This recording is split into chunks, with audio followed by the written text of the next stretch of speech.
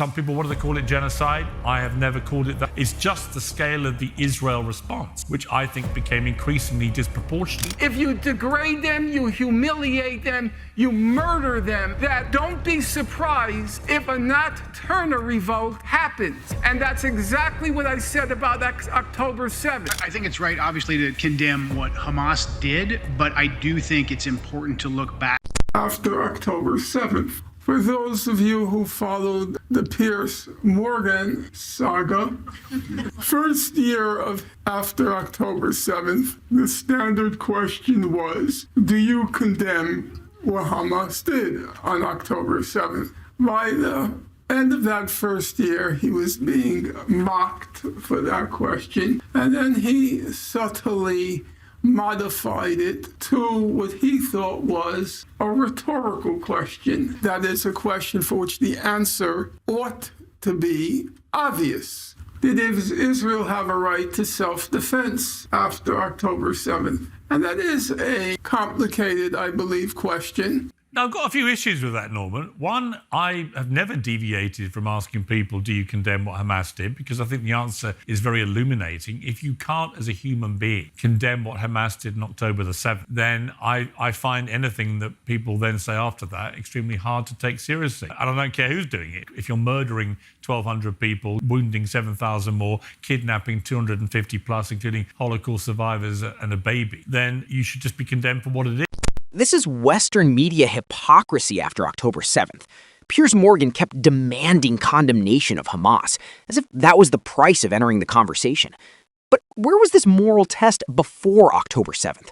Where was it during decades of killing, siege, and humiliation against Palestinians?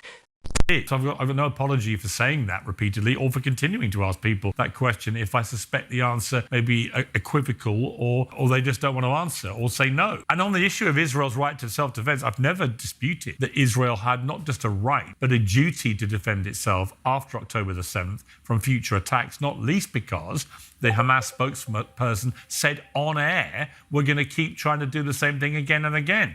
I've never deviated, actually, from either of those positions. My only deviation was that as the scale of the response, then the self-defense went on, I increasingly began to view it as utterly disproportionate to what had happened, that the civilian slaughter that was going on, with the excuse that, well, Hamas are living amongst civilians, I just felt no longer carried meaningful water, and that the whole thing was descending into, some people, what do they call it, genocide? I have never called it that. I think there's clear evidence from the rhetoric of people like Ben-Gvir and Smotrich that there is a campaign of ethnic cleansing that's going on in Gaza and in the West Bank. But, we can argue about the meaning of those particular phrases. There's a lot of civilians who have been killed, in my view, unnecessarily, and they don't add to the self-defense of Israel. In fact, if anything, I think they've had the opposite effect.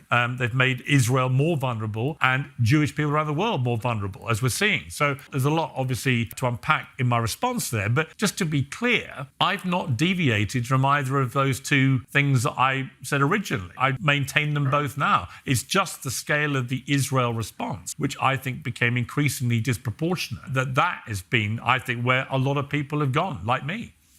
Now, on the specific questions, first of all, I never said or implied, I believe, that you had changed your position. I said those were your standard questions in the first year and then the second year. Now, as to the first question, you say that one loses, or effectively, one has lost his or her humanity by not condemning Hamas for what it did on October 7th. Now, obviously, if I make an argument like that, I don't leave it at the soundbite. It's not a tweet. It's an argument. I'm coming out with a book now this month, Gaza's Gravediggers, and the whole of the introduction is devoted to that specific question. So, what did I do? In order to try to get my moral bearings, because I was unsure of my moral judgment, I wasn't confident in it. I was unsure. What I did was I went back to look at the slave rebellions in the United States and in the Caribbean. And the slave rebellions were very bloody affairs. They indiscriminately killed white people. If you take the largest slave rebellion in the United States by Nat Turner, his order was, quote, kill all white people. And that's what the slave revolters proceeded to do. They went from house to house, hacked women to death. In that case, they did behead babies. That's correct. And then what I did was I looked at what the abolitionists, those who opposed slavery, what did they say about the Nat Turner Rebellion? What did they say, like C.L.R. James, the historian? What did he say about the slave rebellion in Haiti? And in each case, what I discovered was that the abolitionists, those who opposed slavery, white people, and also black people who opposed slavery, they never condemned Nat Turner. What they did was they said horrible things happened during that Nat Turner revolt. Just as I said, and I said it's not right, it's not wise to deny that Hamas and other militant groups committed atrocities of a significant magnitude on October 7th. I was not in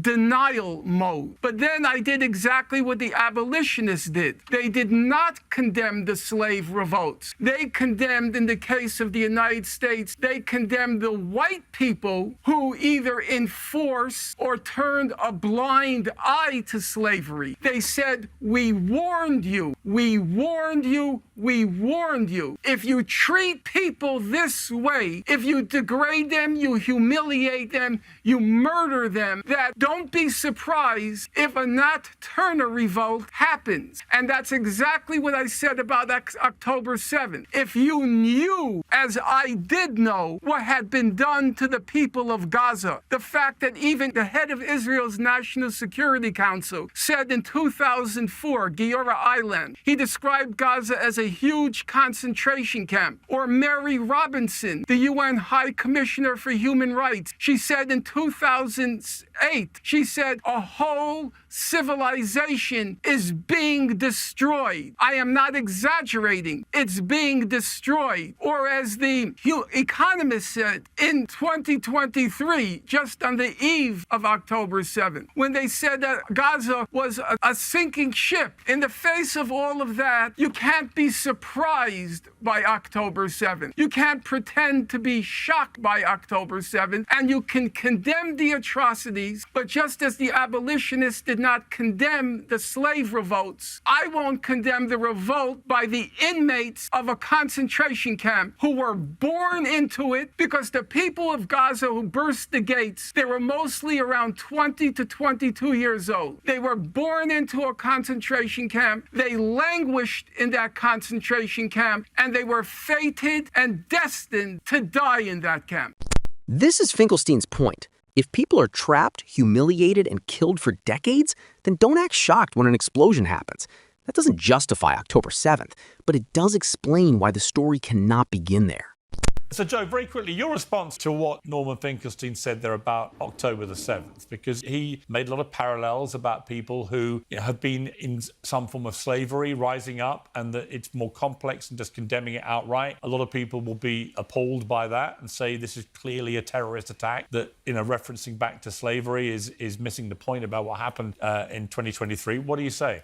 I think it's right, obviously, to condemn what Hamas did, but I do think it's important to look back and understand why things happen. Just because you're trying to understand why things happen doesn't mean you're condoning it. I think we need to do a lot more of this in American intelligence circles. We need to look at the results of some of our policies in the Middle East. We tend to call it blowback terrorism. It's not discussed enough in counterterrorism circles. We're quick to try and dive into the doctrine why al-Qaeda attacked us on 9/11, but we usually skip over how our policies could have impacted and driven a lot of these people to the extreme. So I think what the professor there is discussing is worth looking at. And we shouldn't be shamed or criticized for saying, okay, yes, it was horrific what Hamas or any terrorist organization does, but why does that terrorist organization exist? Because to not answer that question does allow us to kind of paint the terrorists and the people who may support the terrorists as basically just monsters who aren't human and have no agency. I think we should look into what drives people to these extremes, what policies, what conditions are created. I think that's important if we ever hope to actually solve the problem of terrorism.